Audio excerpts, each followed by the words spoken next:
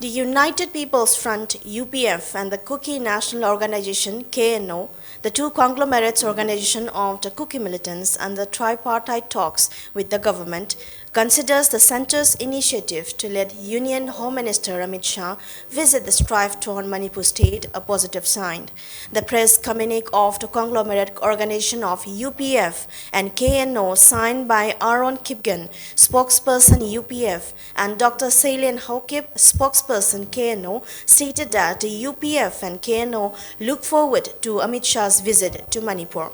It stated that on the eve of the Union Home Minister's visit to Manipur on May 29, 2023, the Kuki-Jo people paid homage to the precious innocent lives lost in the ongoing ethnic clash. The state government has been a silent spectator so far, it stated. It also stated that the Kuki-Jo acknowledged the deployment of center forces in trouble areas as positive step to safeguard the community from further attack. Now that Union Home Minister Amit Shah is visiting Manipur for 3 days for an on-the-spot study of the situation to find a solution to the ongoing ethnic clashes, we view the Union government's initiative as positive, it stated.